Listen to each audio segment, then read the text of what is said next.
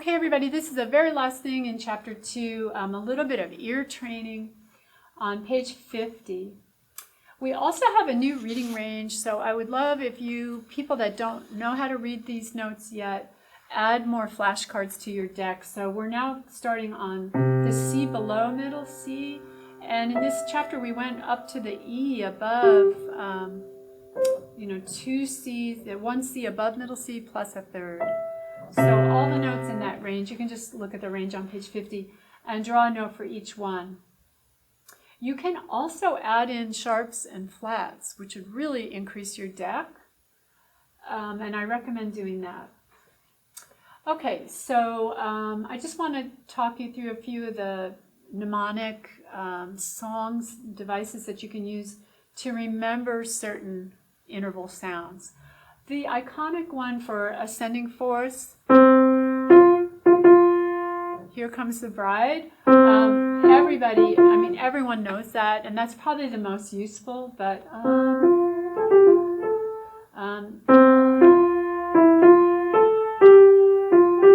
Auld Lang Syne and Mexican Hat Dance. So all of those start with ascending fourths. Descending fourths, and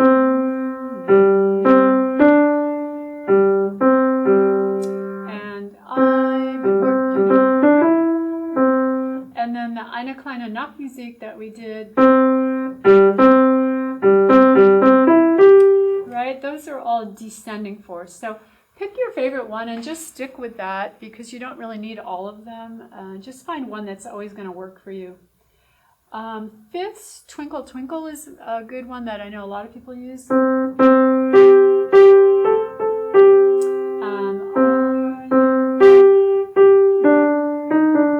in a minor key, Scarborough. And then Zarathustra, you might recognize this like from 2001 Space Odyssey, this old iconic movie. It has fifths all going up.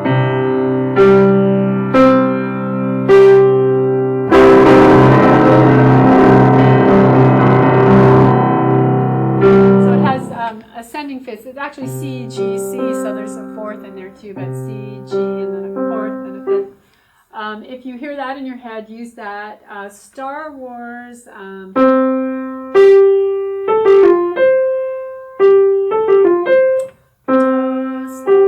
So that would be a good one if that's more your in your memory banks. Flintstones, descending fifths. Or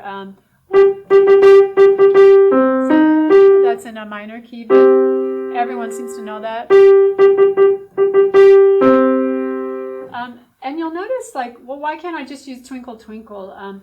It sounds really different when you hear the interval going down rather than up. So it is handy to have a descending mnemonic in your ear.